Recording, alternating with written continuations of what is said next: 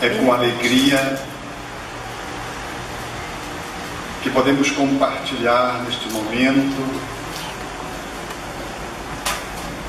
e celebrar um canto de fraternidade que vem do norte, na linguagem do açaí, que onde toca deixa a sua marca, porque é uma cor incomparável.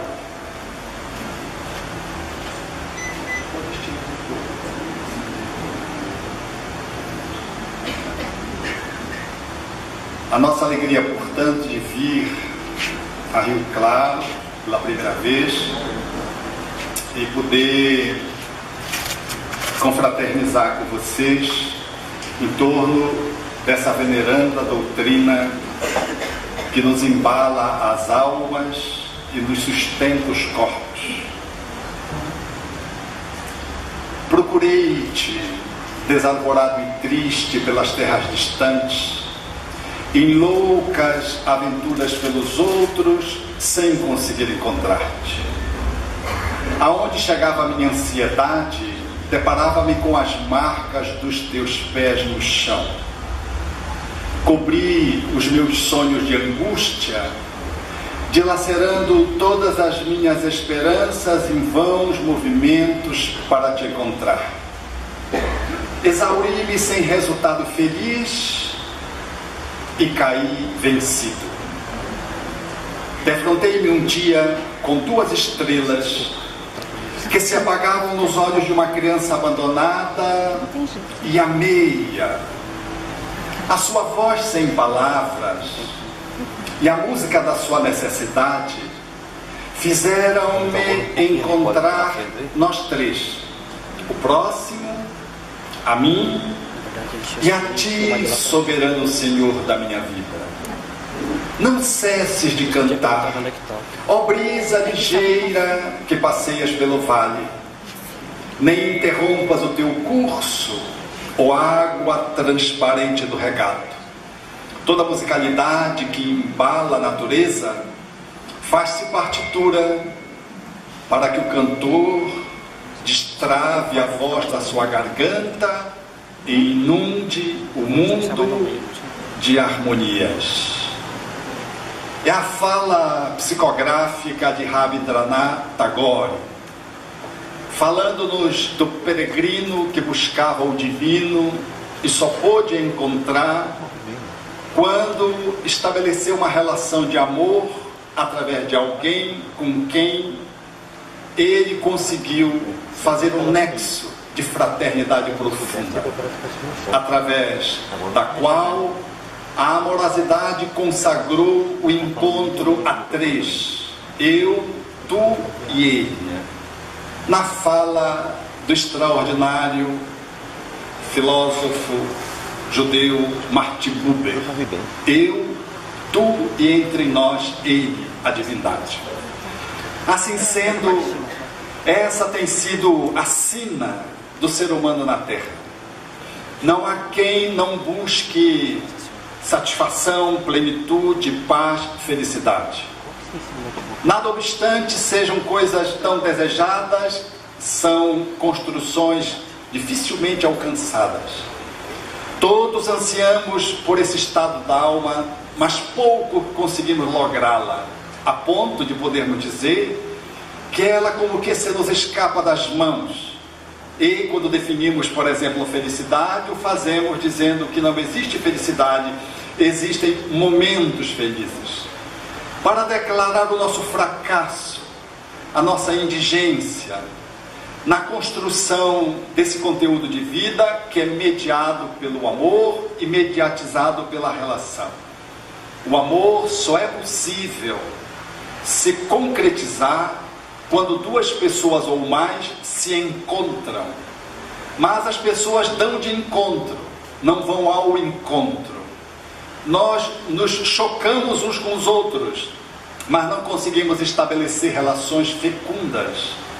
Dormimos à mesma cama, mas não sonhamos os mesmos sonhos. Sentamos à mesma mesa, mas não conseguimos o diálogo capaz de estabelecer a compreensão.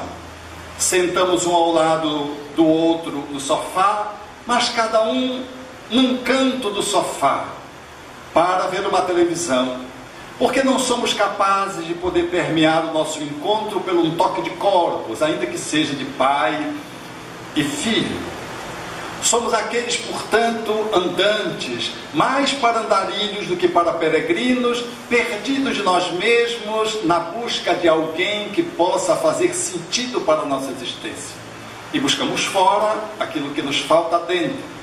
E achamos que alguém deve deter a chave da felicidade pela via da amorosidade e de estabelecer o meu processo libertador de ao encontro da divindade, da plenitude e da satisfação.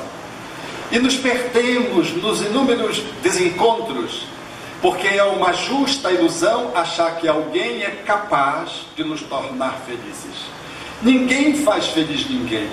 O máximo que nós podemos estabelecer é um processo de cumplicidade para que alguém construa dentro de si mesmo a sua própria felicidade.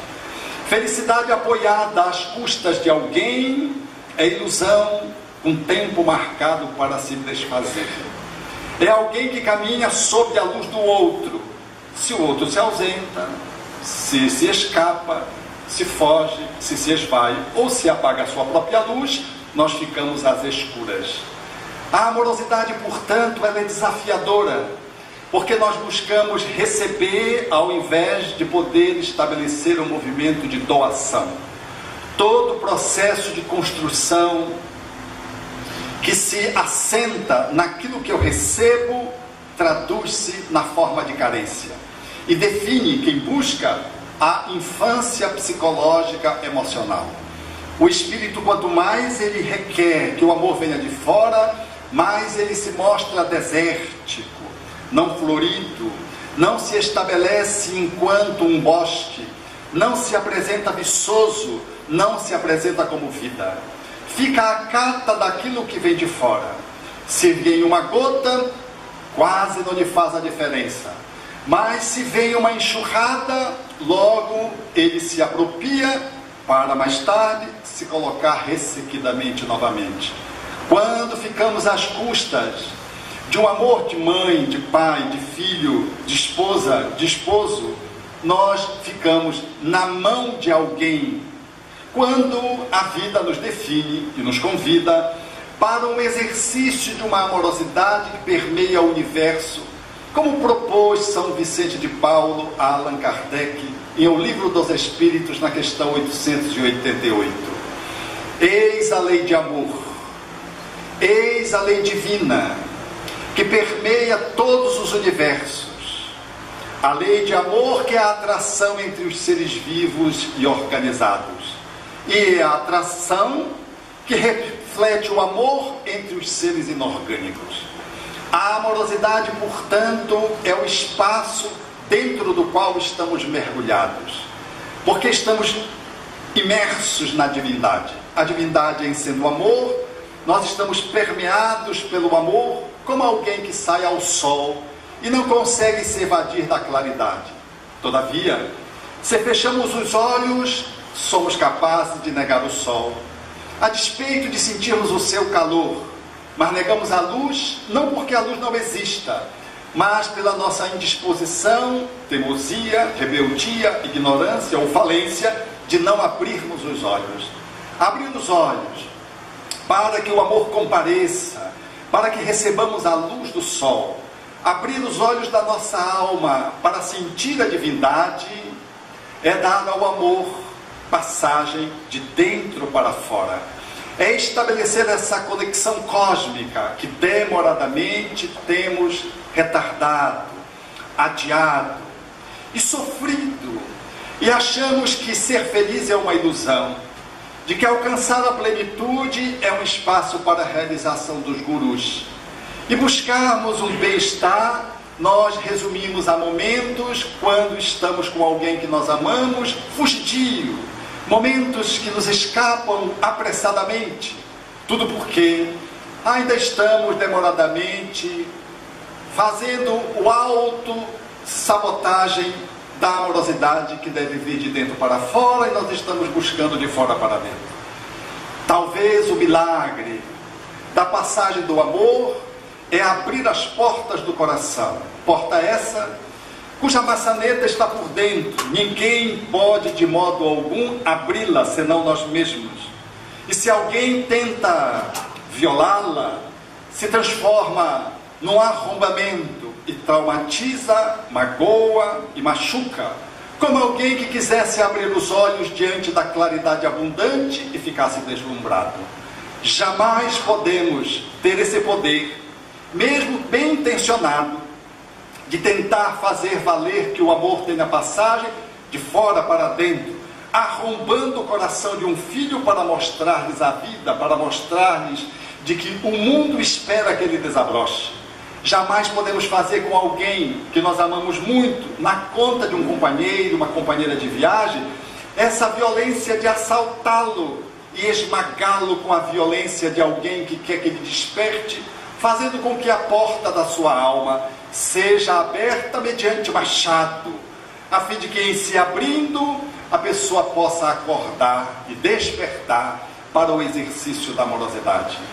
Mesmo aqueles que já estão para fazer a viagem da desencarnação e continuam às escuras, sem conhecer o amor e ainda mendigando as migalhas do amor, da compaixão daqui ou dacolá que acontece no leito de morte, da desencarnação, mesmo esses, nós não seremos capazes de poder, nesse coração, fazer nenhum movimento intempestivo e fragmentá-lo na tentativa patética de que ele desperte antes de acessar o mundo espiritual, porque se ele o fizer, na circunstância em que está fechado, ele continuará fechado, porque sair do corpo pela desencarnação é sair de uma sala cirúrgica depois de um anestésico.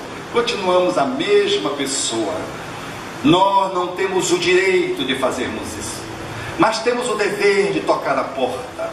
A magia de alguém que chega e sabe tocar a porta e falar com alguém, para que este alguém possa se habilitar a fazer o movimento do chaveamento, a fim de por si mesmo fazer a movimentação de abrir-se, para que o amor tome passagem e a realização possa se consumar numa grande conexão amorosa entre alguém que bate e o outro que abre, e alguém que sussurra e o outro é capaz de dar permissão para a entrada, ou alguém que assovie e o outro será capaz, quiçá, de poder franquear esse momento ciclópico, inédito, de encontro de almas, encontrando a divindade no próprio encontro.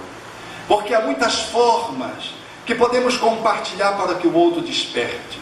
Às vezes é um grito, às vezes é um sussurro, às vezes é uma fala eloquente, mas às vezes é o silêncio mais austero e mais vibrante, com que alguém comunique-se ao outro para que o outro perceba de que o amor é um convite que nós somos chamados a delicadamente a aceitar no tempo da nossa própria escolha.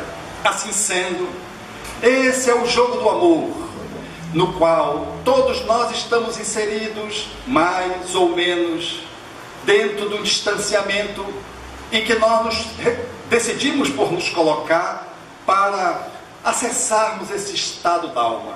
Porque o amor tem sido confundido com muitas outras coisas que não são amor, e por isso a nossa desgraça, a nossa pequenez, e por isso a nossa relativa indigência em poder dizer eu amo.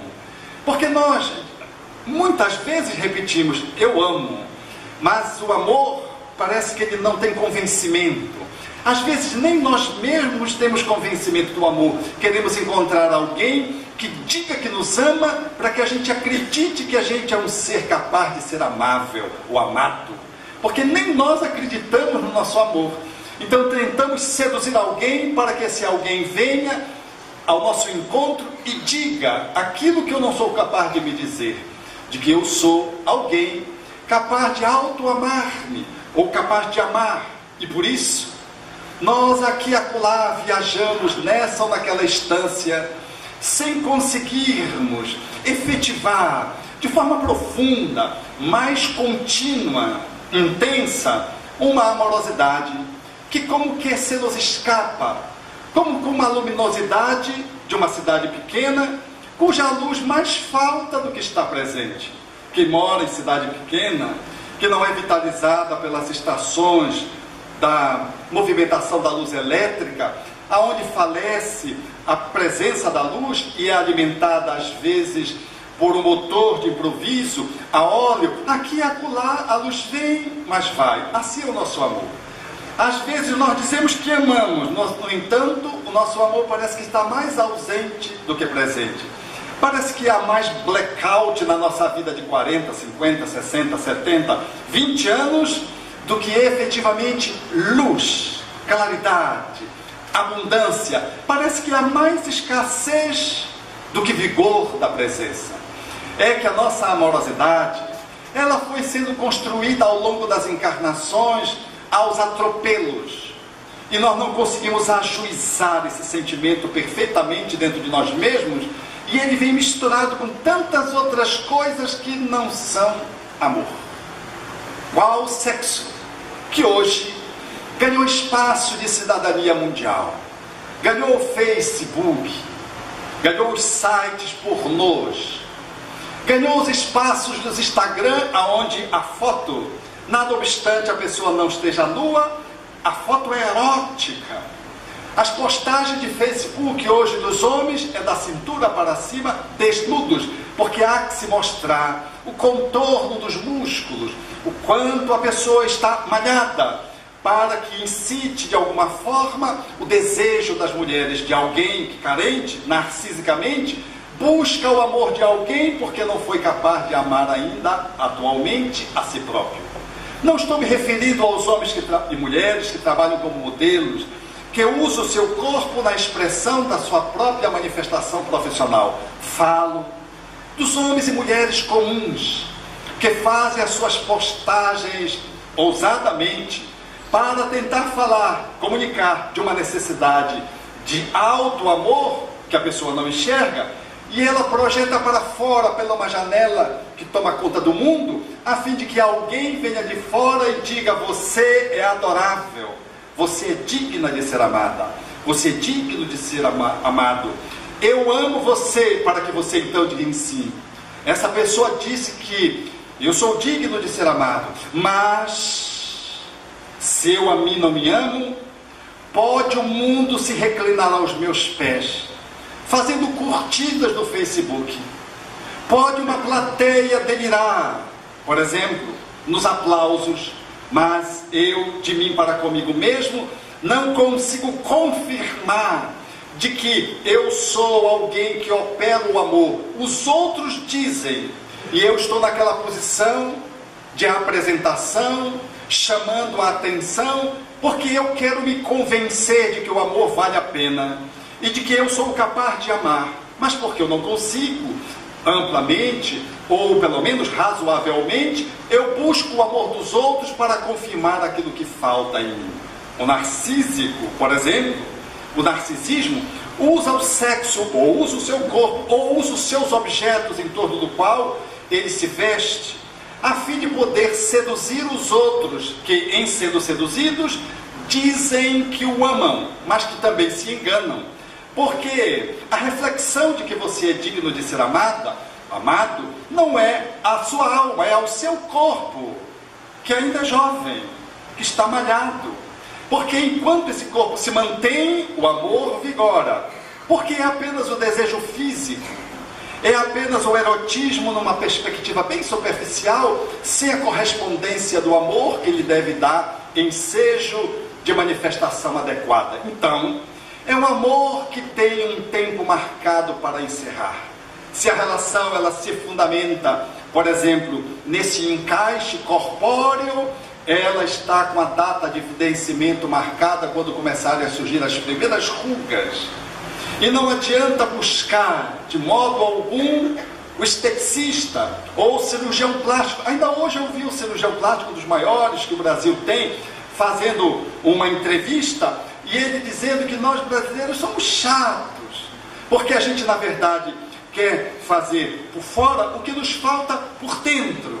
E ele falava então dessa cultura daqueles que só veem a beleza do corpo, e de que uma mulher, por exemplo, porque esse é um produto mais linkado às mulheres das cirurgias plásticas, na fala dele, 10% apenas da sua clientela são homens, que agora procuram, que nunca procuravam. A mais esmagadora maioria, por uma questão de código, de cultura, a mulher tem que ser bela, e tem que ser bela fisicamente. E logo, como os hormônios conspiram, quando o tempo vai avançando e os hormônios declinam, é muito difícil para que uma mulher mantenha uma performance jovial, bela como ela era, e poder assim assegurar a sua apresentação contínua no campo da beleza. Então diz ele, de que naturalmente são as mulheres que mais buscam a cirurgia plástica, mas ele dizendo, não adianta nem ajeitar, porque as mulheres que mais me procuram são aquelas de 40 anos para cima. E se você ajeita e elas não têm jeito por dentro, enquanto você ajeitou, elas tomam um plus, mas depois vai declinando novamente, o fracasso se estabelece. E ele fazia menção então para uma outra espécie de beleza, a beleza subjetiva. É essa beleza subjetiva da amorosidade, que todos procuramos na Terra e confundimos com o corpo, ou confundimos com o sexo, ou confundimos com o narcisismo. Então eu marco a minha posição se eu chego com um carro novo. E se ele pode ter um modelo avançado, que bom. Se ele é de uma marca importada, melhor ainda. Então eu e o carro somos qual Ayrton Senna na sua...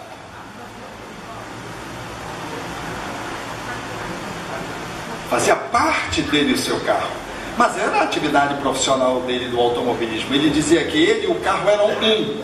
Os narcísicos, sem nenhuma atividade profissional relacionada aos carros, o carro faz parte dele. Ele não consegue se afastar do carro, é cheio de dívida. No entanto, o seu prolongamento está ali. Se tira dela ou dele o carro, parece que ele deixou de ter valor. Às vezes nós fazemos isso com a casa. Nós compramos uma big casa, investimos na casa e nós não conseguimos sair dela porque ela é tão bonita, porque você e ela parece que são um. E você nem viaja, porque se viajar pode assaltar a casa, pode roubar a casa. E aí você fica escravo da casa que não é você, é um pedaço de coisa que você colocou, que por mais belo, encantador e caro que possa ser, não é você. Mas nós temos a impressão de que aquilo é a gente, e quando a gente quer mostrar que a gente é amado, a gente convida alguém e vai apresentar a casa. É se apresentar. A pessoa chega, elogia a casa e você toma como se fosse para você mesmo. É a necessidade de ser amada. Como faz um pai ou uma mãe com relação ao filho, que apresenta ao filho como sendo um troféu que revela o quanto ele ou ela, o pai ou a mãe, tem valor. Porque quando você elogia o filho, a mãe diz, meu filho. Ou ele diz, meu filho.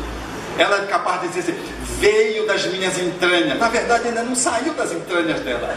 Ela agarra o filho como um prolongamento dela. Nossos filhos não são nossos filhos, dizia Khalil Gibran. São filhos e filhas da ânsia da vida por si mesmo. Vêm através de vós, mas não de vós. Poder me dar o vosso amor, mas não os vossos pensamentos. Então, mas nós apresentamos o filho, porque como nós não amamos e não nos sentimos amados, como não fomos reconhecidos na nossa história recente, passada, reencarnatória, como a gente não afirmou a capacidade de amar na maturidade, a gente se afirma através do filho. E ai do filho que não diga o sobrenome dele, do pai ou da mãe. Ele não pode dizer só o nome dele. E se ele criar um nome artístico, tem que ter o sobrenome. Onde já viu o nome artístico ter sobrenome? Tem que botar o sobrenome do pai e da mãe. Porque falece o amor. E ele acha que são os melhores pais do mundo. Porque o filho é o melhor tenista, é o melhor nadador, é o melhor corredor, é o melhor futebolista.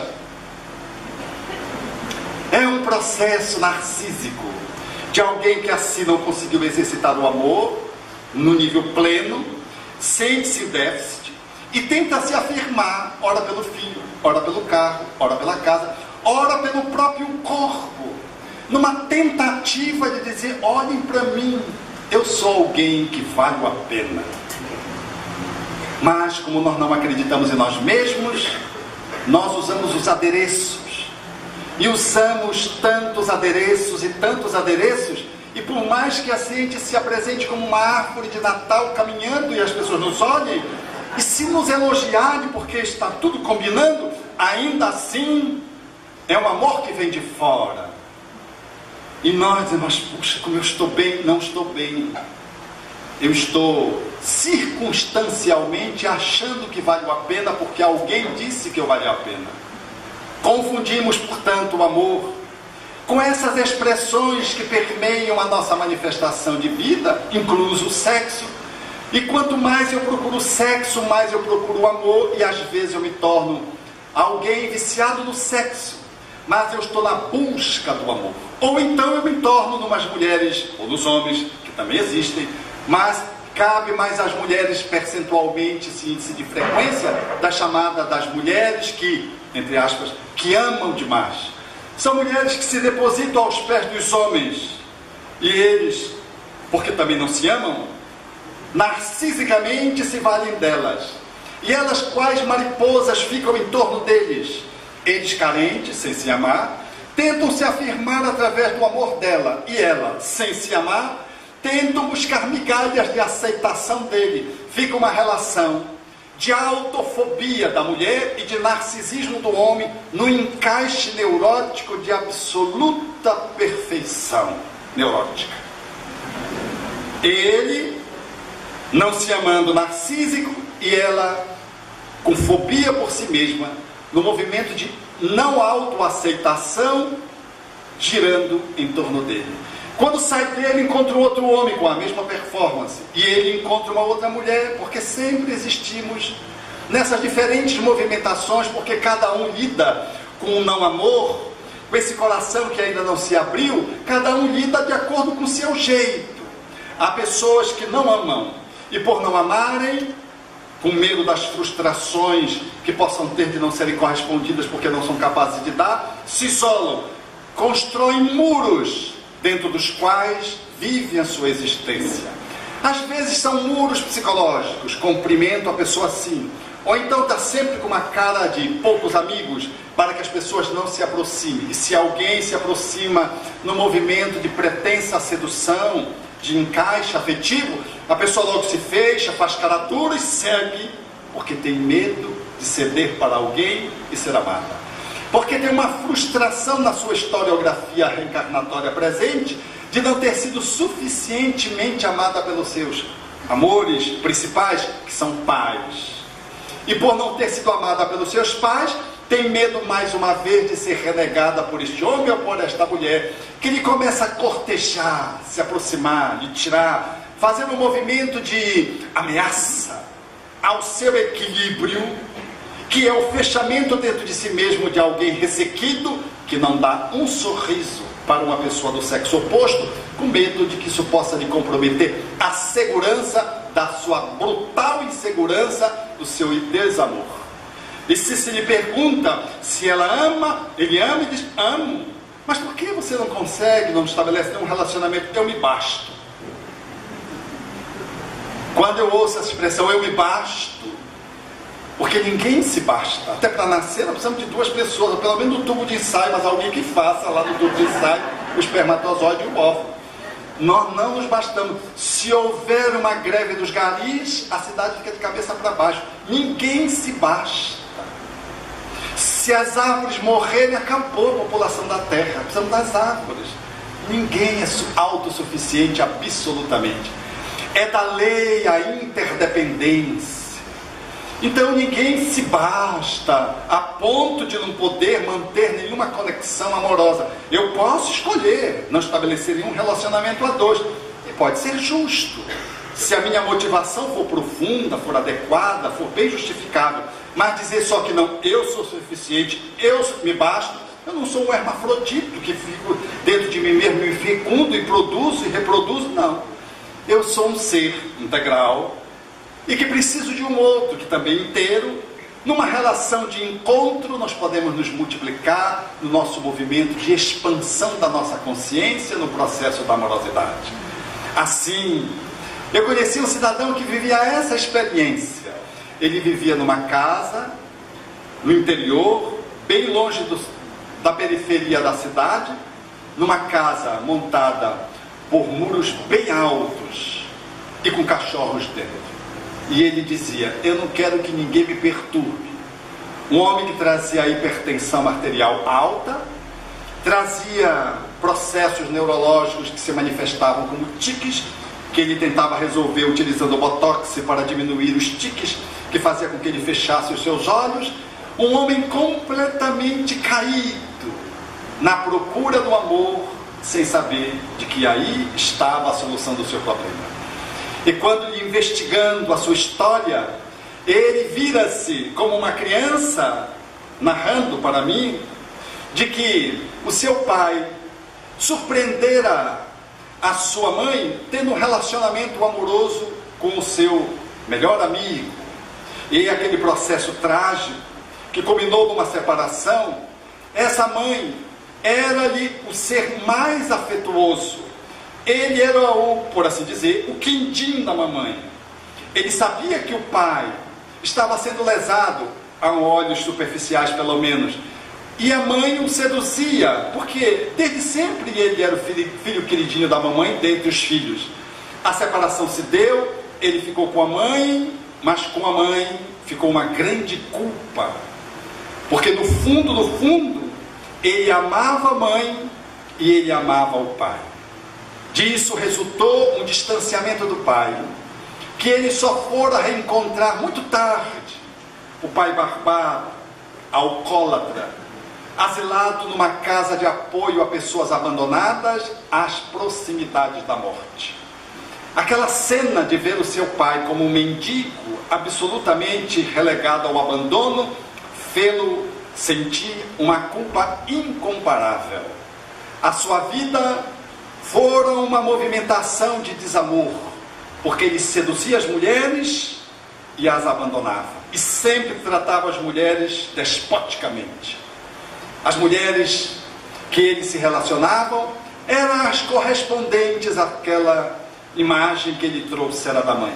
Um ser que ele muito amava, mas que o traiu, traindo seu pai e traindo a família. Numa linguagem psíquica da infância, foi assim que ele introjetou. É lógico que a situação não é assim, é muito mais ampla, muito mais profunda, mas foi esse jeito que ele introjetou o conflito, e a partir daí ele se vingava com as mulheres. Mas uma menina, uma criança, que ele me dizia, é a única pessoa do sexo feminino que me desperta amor. Era uma criança que tinha mais ou menos 4 para 5 anos, que com a última das inúmeras mulheres que ele teve, ela, para talvez ficar com ele, adotou a criança. Era uma criança abandonada, adotou. E ele simplesmente, aquela criança que tinha uma deficiência alérgica e precisava de atendimento médicos recorrente, foi aquela criança que lhe capturou o coração. E ele dizia, eu não sei, eu venho lá do interior, aqui para Belém, por causa dessa menina, essa Gitinha, eu amo essa Gitinha. Ali era amor. A outra mulher me transava com ela um tempo, depois deixou de transar, mas não conseguiu romper definitivamente, porque tinha a criança como vínculo, mas não tinha mais nenhuma relação de natureza conjugal. Ficava vinculado àquela criança. Aquela criança era uma pitada de amor saudável, num mar de desamor que refletia os conflitos dele com as mulheres.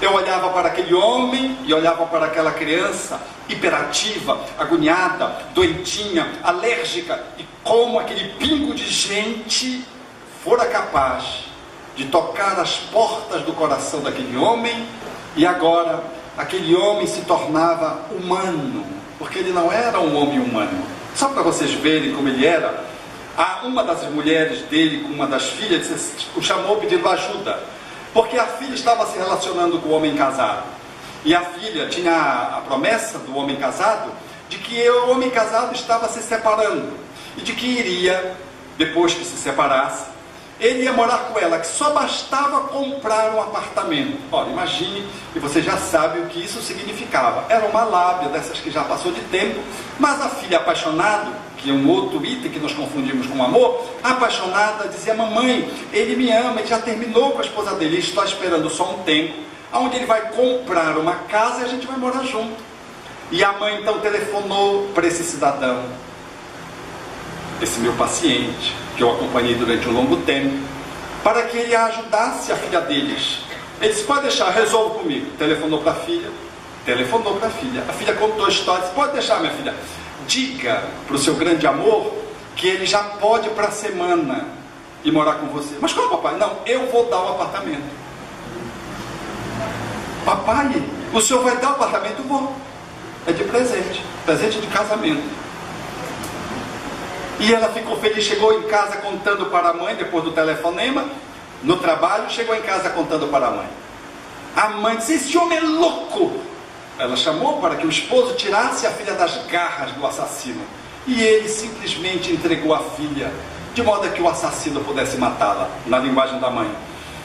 Uma semana depois, a filha telefona para o pai: papai, ele terminou comigo. E ele me dizia: eu conheço o homem safado, eu sou um homem safado.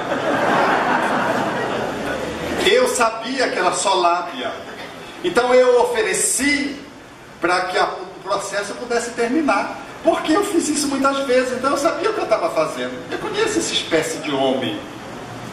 Era esse homem que fora uma criança que fora machucada, lesada gravemente, e que cresceu sem receber os cuidados necessários para trabalhar o conflito que viveu familiarmente, e repetia a história de desamor da sua família de origem, multiplicando conflitos de relacionamento afetivo e gerando no seu próprio corpo o processo do adoecimento.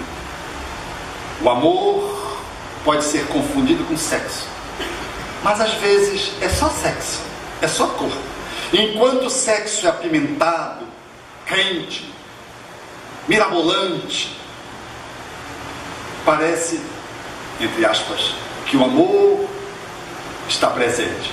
Mas tão logo ele caia, parece que o amor arrefece. É que não há amor, há só sensualidade e sexo. Porque o sexo necessariamente não está vinculado com a amorosidade. Pode ter amor sem sexo e pode ter sexo sem amor, ou pode ambos estarem conectados. Muitos confundimos sexo com amor como paixão. Paixão é esse algo que nos entorpece e nos encanta e gera-nos delírio e gera-nos alucinações. Toda pessoa apaixonada é meio cega, meio surda, meio tudo.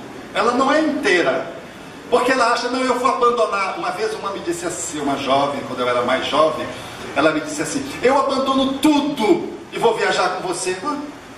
Ela queria abandonar o trabalho dela. Ao invés de dizer: não, eu trabalho para lhe sustentar, eu abandono tudo e vou viajar com você. Eu comecei logo a orar para o Dr. Bezerra para excomungá-la no meu caminho, porque ela era uma ameaça. Ela era uma profissional muito bem posicionada numa instituição em Belém do Pará, e ela queria abandonar tudo em nome do amor. A paixão é como a novela. Você simplesmente larga tudo e eu vou viver embaixo da ponte até a primeira chuva de granizo. Aí você volta para a casa da sua mãe, do seu pai, do seu avô, porque às vezes seu pai e sua mãe já não lhe aguentam mais. Aí volta para o do avô, porque o amor acabou. Uma chuva de granizo a gente não consegue suportar. Paixão é, como diria Chico, é o fogaréu que toma conta da casa, que graduado na posição do fogão, que aquece e coze o alimento, pode se transformar no amor. Amor e paixão são duas expressões que têm a mesma raiz, mas a paixão, como os espíritos disseram Allan Kardec na questão 907, ela é galopante, ela é como um corcel que, se não tiver as cordas do controle, da racionalidade, da vontade, ela não se converte em amor, ela se converte em delírio e leva você, como paixão propriamente dita, a grandes tombos, a grandes quedas. O amor é algo, portanto, que também não pode ser confundido de modo algum com carência, porque às vezes a gente acha que a carência, ela revela o amor. E quando alguém nos atende à carência, ainda que precariamente, nós nos sentimos que nos estamos amando. Não, nós estamos só sendo atendidos na nossa carência. Amor não é carência. Quando estamos carentes e alguém se nos vincula romanticamente numa relação a dois, por exemplo, nós achamos que estamos amando. Nós não estamos amando, nós estamos sendo atendidos numa necessidade profunda de carência. Isso pode se transformar em amor, ou o amor pode estar junto, mas não tome isso tudo como amor, porque isso tudo não é amor. Como uma criança é na periferia, e eu vejo muito isso nas periferias das cidades, as crianças se agarram na sua perna, se abraçam, não querem largar, você vai andando levando elas nas pernas, quem trabalha na periferia sabe disso, e ela diz: tio, me leva para tua casa, eu te amo. Não ama, é carência. Ela não é amada por ninguém. De alguém que passa-lhe a mão na cabeça, brinca, sorri e diz que ela é linda, ela se agarra como um náufrago se agarra num pedaço de madeira e pensa que está salvo. É apenas um pedaço de madeira. A criança se abraça em você e pensa que ama, e você acha que ela lhe ama, mas ela não te ama. Ela está em regime de carência absurda, porque se eu chegar na tua casa, o teu filho não vem se agarrar na minha perna e dizer para mim: Alberto, tio, me leve para tua casa lá para Belém, porque eu te amo. Se ele fizer isso, ele está obsediado. Porque uma criança normal na nossa casa é nutrida pelos pais, pelos avós, pelos tios. Eles não têm essa demanda de necessidades não atendidas que tem na periferia, onde tem uma mulher solitária que vive de biscaites, que mal chega em casa, dá mais surra do que beija os filhos, porque é tão sofrida, apanhou desde daquele homem, dos diversos filhos que ela tem, dos pais, dos diversos filhos que ela tem. Vive num espaço que às vezes é um cômodo. Aquela mãe não tem nem para si, como é que ela pode dar para os filhos? É uma família profundamente estraçalhada. E aquela criança está naquele ambiente de promiscuidade, de miséria. Então, quando ela entra no espaço como, por exemplo, o Jardim das Oliveiras, essas instituições onde vocês frequentam, elas não querem sair. O problema é tirar a criança de dentro da instituição, porque ela não quer sair, não quer ir para casa. O nosso filho está na escola, não quer ir para a escola, tem dor de cabeça. Outro dia eu vi na televisão, a criança estava com dor de cabeça, aí meu neto olhou e disse: ele não quer ir para a escola. Olha o diagnóstico que ele fez, sem ser médico. Porque a estratégia que ele usa, quando o menino quer ir para a escola, ele arruma dor de cabeça. E quando está na escola, quer logo voltar para casa. Qual é a criança que quer sair do espaço, do centro espírita na periferia? Não quer sair. Porque tem o tio que ama, que abraça, tem o lanche, tem o carinho, tem a brincadeira, tem o beijo, tem o elogio, que ela não recebe em lugar nenhuma, nem alimento físico, nem emocional. É carência, não é amor. Mas quantos de nós adultos achamos que estamos amando, e a gente até se empina um pouco, porque a gente estava meio vergado, e agora que a gente está amando, estou amando. Não está amando, é alguém que está lhe atendendo às vezes com migalhas. É alguém que diz para você que você é a mulher ou o homem da sua vida, mas disse para 4 outras pessoas ao mesmo tempo, naquela semana. E você está muito bem. E quando aquele alguém virar as costas, você não vai só se vergar, você vai cair. Aí quer que o mundo lhe leve, aí quer desencarnar, quer que Deus o leve, então quer se suicidar. Porque esse mundo é miserável, mais uma traição. Mas não, ele não traiu, você que foi incauto, incauta, não pôde avaliar que a chegada do outro era apenas sexo, ou então era apenas alguém carente como você, que tenta buscar as pessoas para que as pessoas também possam lhe assegurar um encontro fortuito e que estão de passagem com você, com tantas outras pessoas. É igual a você, carente, sem exercitar o amor. Uma vez eu fui procurada por uma jovem que me veio de uma cidade longe de Belém do Pará e me disse: eu quero que o senhor me ajude porque eu tenho um vazio interno. Eu disse: mas puxa, você vem de tão longe para tirar um vazio interno. Como é que eu vou tirar um vazio interno? E eu disse: mas por que você não me escreveu antes? Porque as pessoas escrevem, a gente encaminha para os profissionais da área. Não, é o senhor que vai resolver. Isso é a pior coisa, é o senhor que vai resolver. Eu não resolvo os meus problemas, eu vou resolver os dos outros, né? Aí eu olhei compassivo para ela e ela disse: eu tenho também um outro problema, eu tenho um problema da audição, eu tenho um ruído. E então nós fomos conversando um pouco com ela no processo psicoterapêutico que o tempo permitia, as sessões permitiam, e ela revelava um buraco dentro de si mesma e revelava esse achaque que não conseguia lhe permitir ter uma audição saudável, porque ela tinha uma perturbação de um ruído que ninguém conseguia lhe tirar. Após uma queda boba, ela caiu no chão empurrada pelo namorado, caiu no chão e ficou com um trauma acústico que nada justificava pelo tombo. E mergulhando no vazio que ela sentia, ela foi para uma experiência interessante como campesina. No inconsciente profundo, trouxe-lhe essa memória. Via-se despedindo do seu grande amor. No campo, ele ia. Ela olhava pela janela, ele caminhando, com juras de amor, e ela era toda a felicidade. Era jovem. E ali, nos dias que se seguiram, nas aldeias, no campo, nos encontros, nas festividades, ela continuava feliz e alegre até o ponto em que ele não começou a demorar para voltar. Ela começou a ficar preocupada, a despeito dos comentários da ajuda das pessoas que lhe estavam vizinhas e próximas, lhe dando esperança. Ele não voltara. Por fim, 10 anos depois, ela estava na mesma janela, em que ela viu aquele vulto se dissolver no horizonte. E agora ela contemplava na janela e nada vinha no sentido contrário. Ficou triste, deprimiu, e 10 anos depois, tomou-lhe uma espingarda, alvejou os ouvidos e apertou o gatilho e desencarnou pelo suicídio.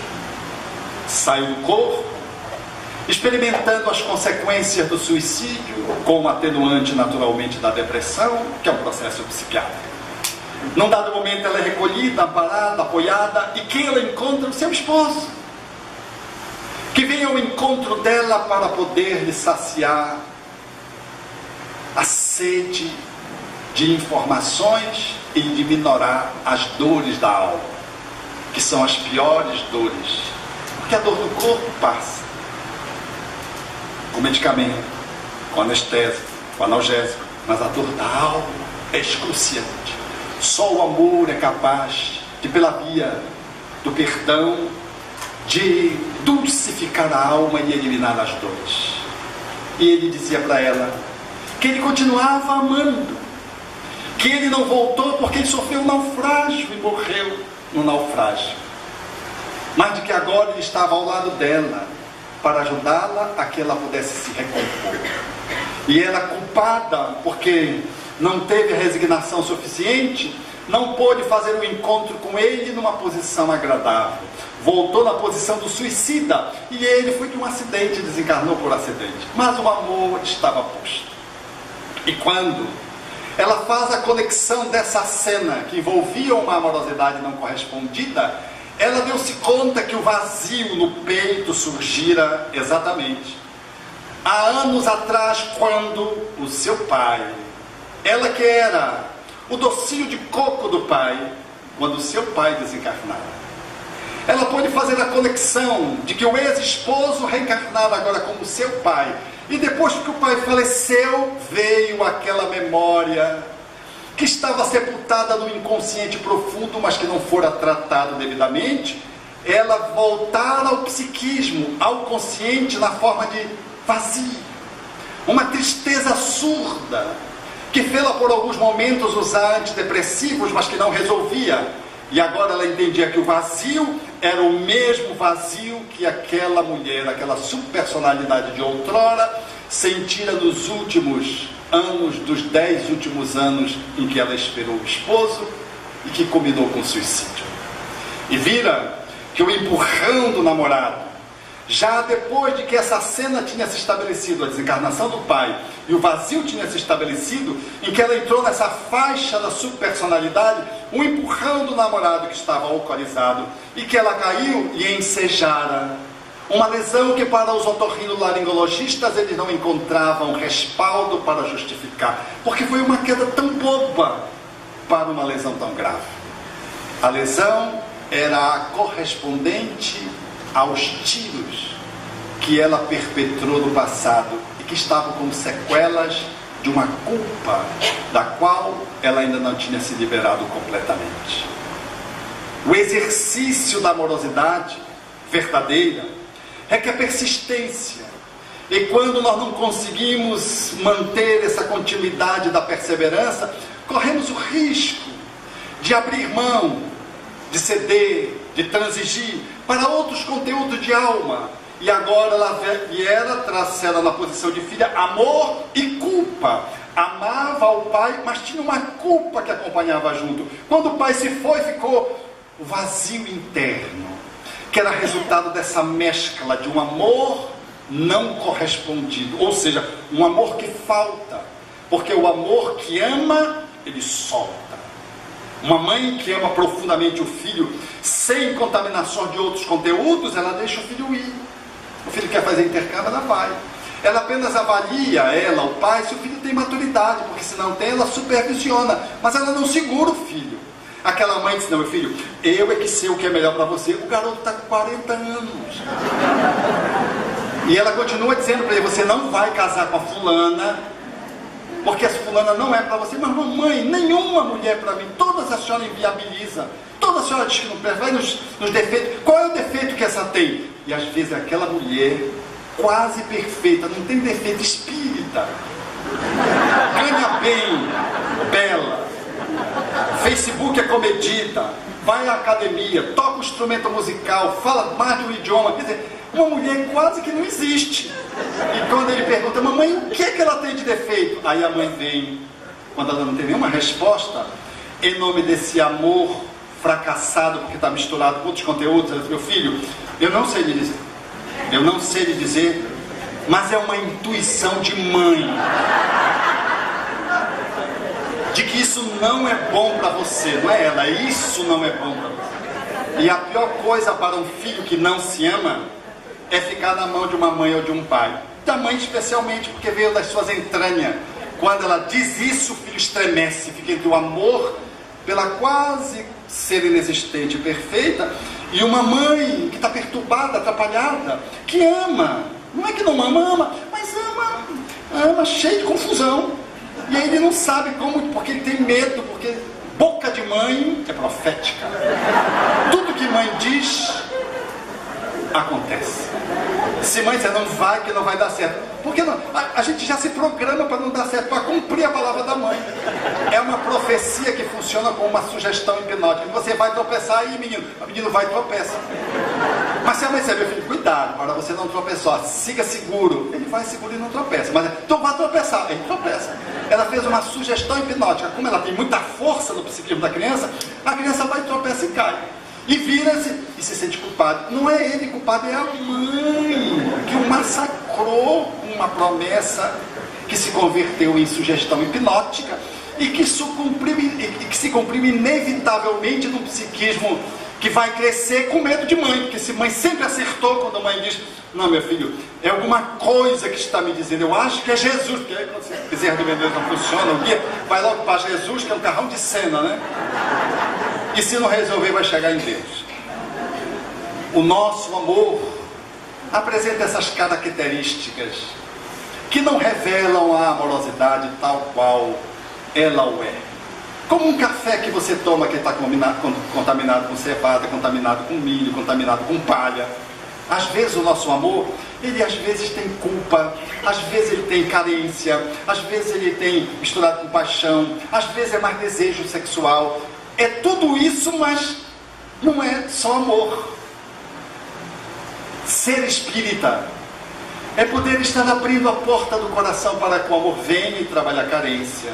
Para que o meu amor venha e eu possa compreender a sexualidade e fazer um encaixe legal. Para poder entender que eu estou apaixonado e por isso eu não estou enxergando nada de errado que há no outro. Para mim a outra é perfeito. Para poder ter essa lucidez que o amor pode conferir, trazendo a razão, consultando a razão. Ser espírita é ter amor para poder avaliar de que amor não é egoísmo, tudo para mim. De que ter amor não é ser narcísico, num falso auto-amor no qual eu apenas não consegui descolar de mim mesmo para olhar o outro. Eu só olho para o meu umbigo narcisicamente. De que ter amor não pode ser confundido com codependência. Que às vezes a nossa relação com o outro é uma relação de dependência recíproca. E nós achamos que nós amamos.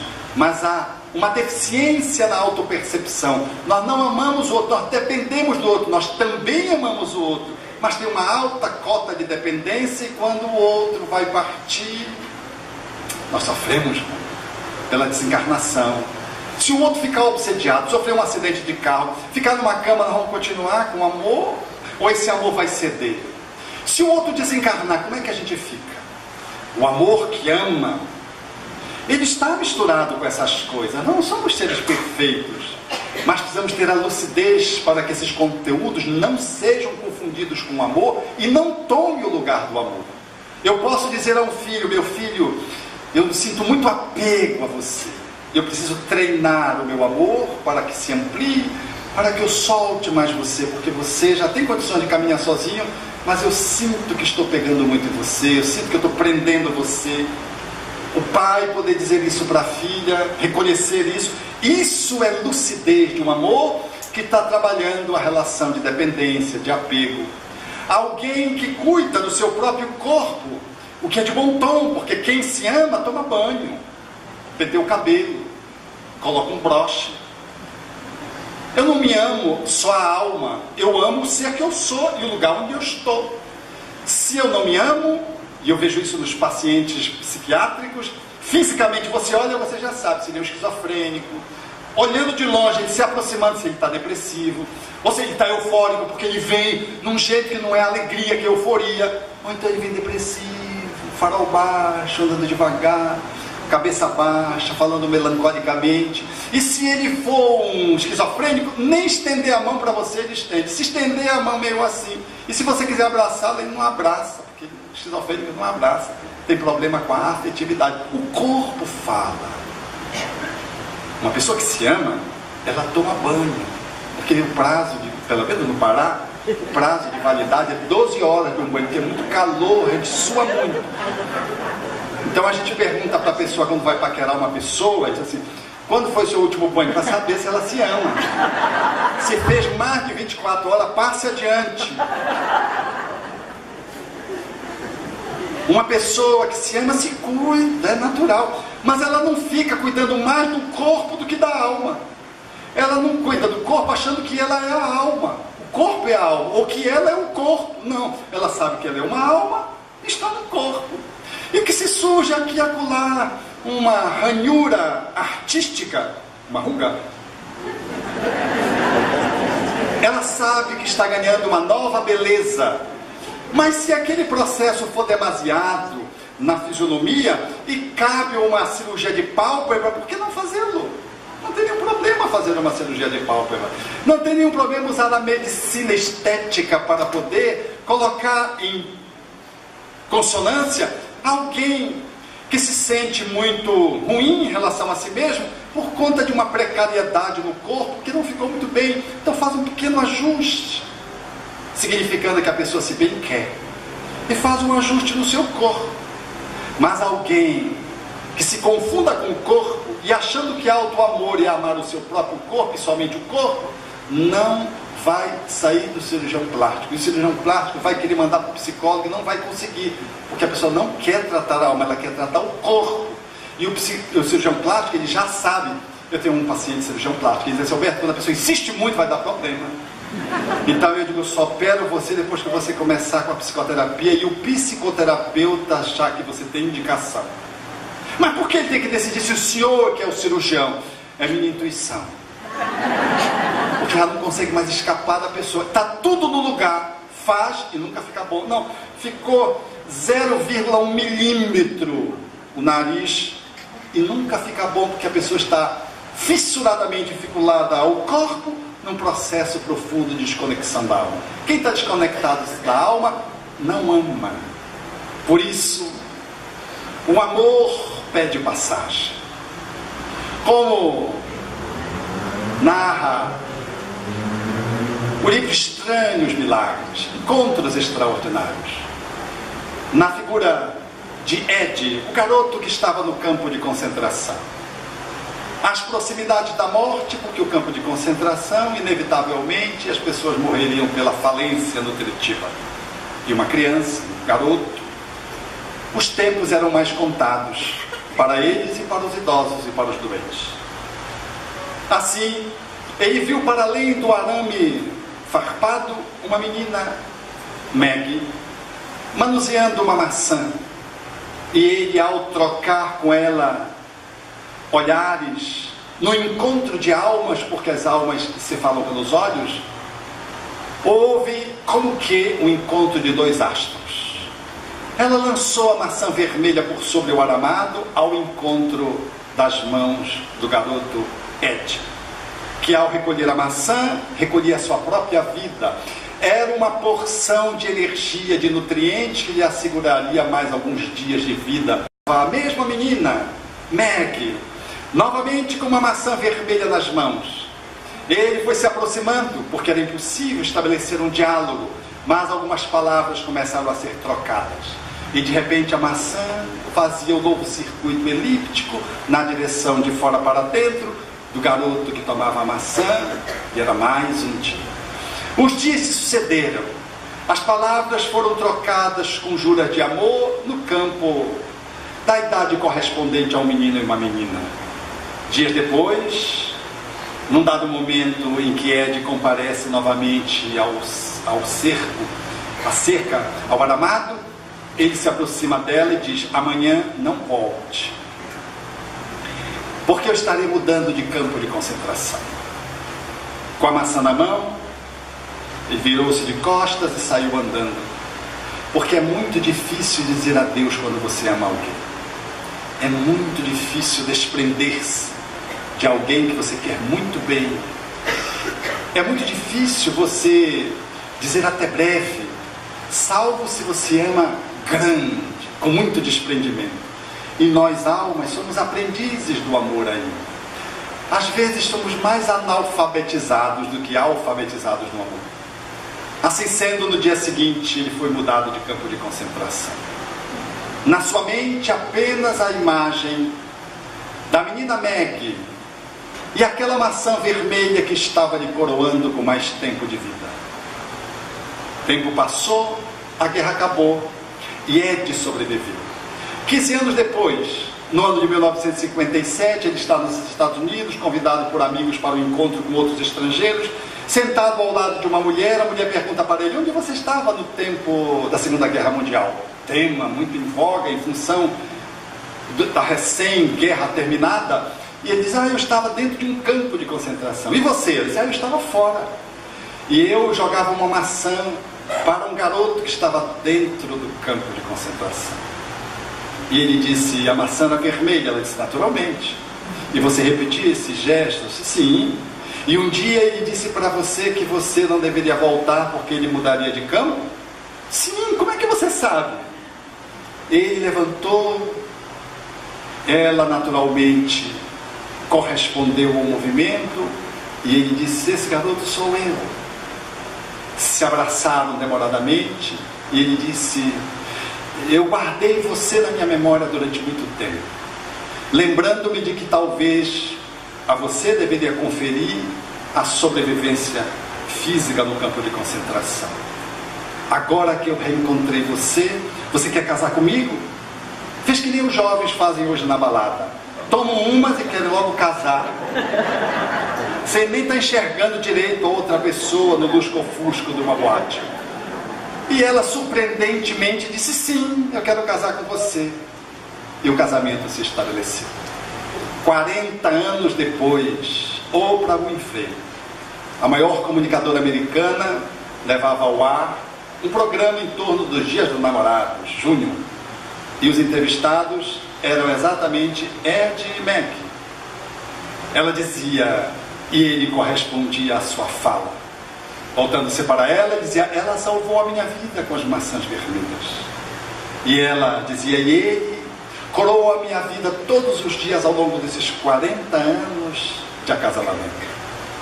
O amor, que é amor, sobrevive até o campo de concentração. E sempre há uma maçã vermelha que alguém lança para você em nome do amor. E se você tomar essa maçã e revelar gratidão, um dia você reencontrará esse alguém e será chamado ao movimento da celebração. É bom estar muito atento com as maçãs vermelhas que transitam nas nossas vidas, oferecida por pais, avós, irmãos, amigos incomparáveis. Recebemos a maçã vermelha e não damos conta de que, se ela nos nutriu hoje, como exercício de gratidão, nosso coração deve se abrir e esse amor tem que comparecer para, assegurando a sua passagem, ir ao encontro daquele com quem você cumpriu uma cumplicidade de um encontro no qual a divindade se revelou. É importante pensar nisso, porque se retardarmos, ou se não observarmos isso, poderá acontecer, para finalizar, como aconteceu com uma amiga que adotou uma criança depois de combinar com o esposo, os filhos já adolescentes, decidiram adotar uma criança. E lá num dia veio a criança ao encontro daquela família. A criança chegou, a família toda alegre em torno da criança, e de repente surgiu uma nova notícia de que aquela criança que tinha sido abandonada tinha uma irmã que igualmente tinha sido abandonada. Nunca se separa uma criança dos pais, preferencialmente. Mas quando é inevitável, não se separam os filhos entre si dos pais que elas já perderam. Então, com a consciência espírita e conhecedores e profissionais da área em que eles militam, eles não poderiam deixar de buscar a outra criança, a irmã que deveria vir. Foram buscar a irmã, que eu vou chamar de irmã B. A irmã B era uma criança formosa, mimosa, dessas que tem um magnetismo que onde chega chama a atenção e ocupa o espaço. Politicamente correta, pois justo essa criança despertou nessa mãe, uma amiga muito querida, um sentimento que ela nunca tinha sentido na sua existência: ódio. Ela me dizia: o que eu sinto, eu nunca senti. Eu sinto ódio. Às vezes eu sinto ternura. Às vezes aquilo fica amainado, depois vem aquele ódio. Espírita, naturalmente, vasculhar o seu psiquismo para verificar se não era um processo de interferência espiritual, que logo de pronto se deveria pensar. Ela percebeu que não. A criança demonstrava fervor e amor filial por ela incomparável. A criança A era uma criança normal, fazia tolice, fazia as coisas certas, uma criança como outra qualquer, mas a segunda cuidava da primeira, a B cuidava da A B era a criança dos sonhos de quaisquer pais, mas era justa essa criança, que quando lhe tocava os pés para fazer massagem, ela me dizia: eu sinto dores no abdômen, o desconforto, e eu deixo ela fazer massagem porque eu sei que ela quer se aproximar de mim.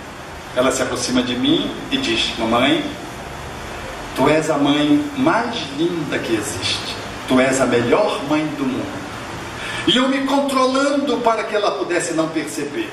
Todavia, inconscientemente, eu comecei a manifestar a minha aversão, que era o mínimo de um ódio que eu sentia por aquela criança que nunca me fez nada, pelo menos nessa vida, chegando ao ponto do meu esposo propor a separação se eu continuasse a tratar a criança B tal como eu vinha tratando.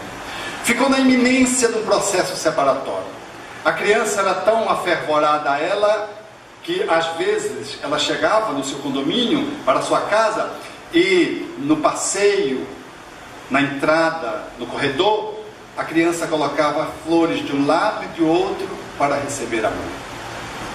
Um dia, a criança, ao lado da mãe, que sempre se mostrava muito afetuosa, e a mãe lhe correspondia precariamente para não lhe demonstrar o seu desprezo, disse para ela: mamãe, tu não me amas, não é? Tu não me amas. E a mãe então, tocada de um profundo sentimento de dubiedade, de ambiguidade, disse: sim, minha filha, eu não amo você. Eu não amo você do jeito que você merece. Mas um dia eu vou amar você com um amor do tamanho do universo. A criança tinha só 5 anos, para 6 anos. E ela me dizia: Alberto, as lágrimas começaram a escorrer pelos olhos dela.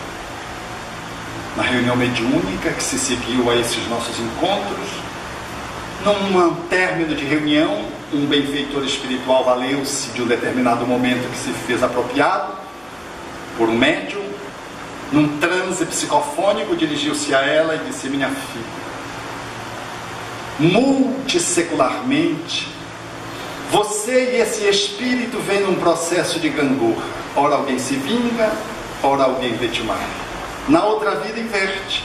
O que foi vitimado se vinga, o que vitimou passa a sofrer. E vocês veem nessa alternância multissecularmente. Mas eu quero lhe dizer que esse espírito, antes de reencarnar, ele já perdoou você. Agora é com você. Você tem que fazer a sua parte. Você tem que lhe conceder o perdão. Essa amiga trazia essa fala, naturalmente, com uma emoção abundante, de alguém que, sendo espírita, dá-se conta de que nós não podemos deixar passar os momentos em que a vida nos confere para retomarmos um caminho, quando alguém nos conferiu uma maçã vermelha e nós viramos as costas para nunca mais estabelecermos o reconhecimento quando entendo a oportunidade e a celebração da gratidão. O amor pede passagem, não quando amamos aqueles que nos amam, mas sobretudo quando conseguimos fazer o que Jesus propôs e que Allan Kardec deu o título para um capítulo: quando somos capazes de amar tão grande que nós nos transformamos de pigmeus em gigantes, quando somos capazes de amar o inimigo, que não é ter por ele a mesma paixão, o mesmo ardor, o mesmo carinho, e respeitar-lhes, não devolver o mal, é orar por ele, e tendo a oportunidade de fazer o bem, fazê-lo. O codificador traçou muito bem esse amor que nos desafia.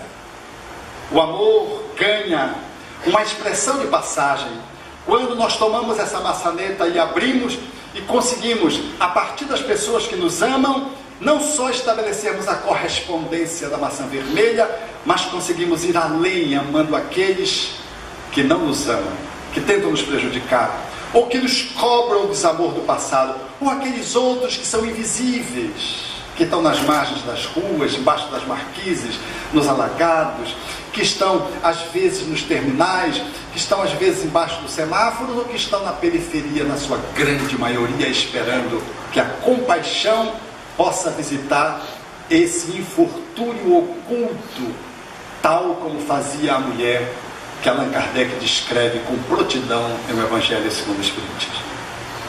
Por isso, a figura de Jesus, ela é indispensável a Allan Kardec, para que o Espiritismo nos aformoseie o amor, que não é o amor de quatro paredes, que não é o amor celebrado do egoísmo de família, que é um amor que ousa ir para além das suas fronteiras, para além das suas janelas, um amor que ousa olhar para a sua contaminação e vai tratando a sua contaminação, ciente de que eu ainda não estou amando como eu desejo amar, mas que eu estou no caminho porque estou ciente de que muito do meu amor tem dependência, muito tem egoísmo, muito tem só sensualidade, muito tem um espaço que me caracteriza de narcisismo, muito tem de culpa, muito tem de vazio, muito tem de carência, muito tem outras coisas que não são amor, mas que são conteúdos da alma, que trabalhados pelo amor, que ganha passagem, vão se transformando e vão ornando a nossa alma para que possamos encontrar a divindade, porque só encontramos Deus quando nós conseguimos amar, saindo da infância de alguém que deseja ser amado para amar, e amar sem exigir correspondência, amar sendo capaz de amar para além do amigo, daquele que o ama, aquele que não lhe quer bem, até o inimigo, nos ensaios do amor crístico, porque essa foi a contribuição de Jesus à sua tradição, do seu povo judeu, amar o próximo ao ponto de chegar esse próximo na posição de um inimigo. Quando conseguimos isso, que significa perdoar aqueles que nos lesaram, nos magoaram, nos machucaram, ou perdoar-nos pelaquilo que fizemos aos outros, nós ganhamos a estatura de quem ama e, quiçá, já podemos dizer que a nossa vida é coroada de um caminhar feliz. De que nós somos pessoas realizadas, não porque temos momentos felizes, mas porque a nossa caminhada é uma caminhada plena de consciência. É uma caminhada que desfruta do pequeno como dos grandes momentos. É uma caminhada que vive a prosa e a poesia como fazendo parte da nossa construção poética de alguém que vive a vida lúcido, de que quem ama conecta-se com a divindade. Quem ama consegue fazer o acesso ao Wi-Fi cósmico e está conectado com a divindade, e tudo, mesmo as grandes dores, podem ser ressignificadas por aquele que está dotado de amor. E mesmo diante de uma grande perda, o amor converte aquela perda num hino de nostalgia e saudade, cuja compaixão diz um até breve, sem permitir que o suicídio rondando a nossa vida nos alcance, mas sim de que pela reunião mediúnica ou pelo reencontro através da desencarnação, nós possamos celebrar o amor, porque todos fomos criados pelo Divino para o exercício de amar. E sendo assim, amando, nós celebramos o encontro com o filho, com o esposo, com a esposa, com o vizinho, com o companheiro de casa espírita, com aquele outro que caminha conosco e é atrapalhado, com aquele profissional que nos persegue. Nós celebramos a vida porque fazemos do amor um encontro com o outro na descoberta da divindade. E aí já não é mais necessário perguntar, como o poeta assim o faz, na indagação dos mistérios da vida, dessa harmonia que cumula tudo e a todos, falando-nos do amor que se assenhoreia de tudo e de todos, quando a sua cor comparece no cotidiano das pessoas, na sua vivência, entronizando a experiência de alguém que se ilumina. Quem foi que fez o sol tão vivificador? E a sua luz tão brilhante e cheia de fulgor? Os trilhões de estrelas que cintilam nos céus, e as nuvens vaporosas como densos véus, a mecânica celeste, o arcano profundo da eterna ciência que equilibra os mundos, os micro-organismos em desenvolvimento e os orbes gigantescos em deperecimento, o átomo, a nebulosa, a ameba, o serafim e as origens das coisas que nunca terão fim, a virtude impoluta que não se modifica e a possante energia que a tudo vivifica. Quem foi que fez a chuva, o vento, o raio, o trovão? Fez a primavera, o outono, o inverno e o verão. O perfume das flores, o som, o ar, os campos, as florestas, a terra, o céu e o mar. O infravermelho e o ultravioleta, e fez da lagarta surgir a formosa borboleta. Os clarões do pôr do sol e o cantar do rouxinol. Quem foi que fez as feras bravas, a asa de um inseto, a beleza de um ninho, deu a agilidade incrível, pulga saltitante, e fez o passo lerdo, tardo do elefante. O colibri conime a sutileza, sugando o mel das flores com tal delicadeza. O tatu escavando a cova em que se abriga, e a faina inesgotável da minúscula formiga. O inquieto macaco e o fogoso corcel, e a abelha trabalhando na construção do mel. Quem foi que fez o golfinho, a ostra, o tubarão, a baleia, e a engenhosa aranha tecendo a sua teia? E o instinto de conservação, como bússola infalível de orientação, guiando os irracionais sem nunca transgredirem as regras naturais. As maravilhas do reino mineral, o leito de repouso ao reino vegetal, os prodígios da animalidade e um elo mais acima a nossa humanidade, e tantos outros reinos que nós desconhecemos, sistema de mundo que nós nem nos apercebemos, reinos telares, arcangelicais imersos nos segredos dos planos siderais. Que maravilha é esta, que eu não posso descrever com todo o dramatismo que eu pudesse ter? Artista ímpar e ilimitado. Me ponho de joelhos e contemplo abismado e pergunto a mim mesmo com estupefação: quem criou tudo isso com tanta perfeição? Quem dá sem perder nada, paga sem dever e a tudo movimenta sem nunca se mover? Formando e transformando, criando e dirigindo, governando e agindo, quem tem tanto poder? Pergunto às outras vozes: que me podeis dizer? Eu vos peço, queridos irmãos meus. E as vozes me respondem: foi Deus, foi Deus.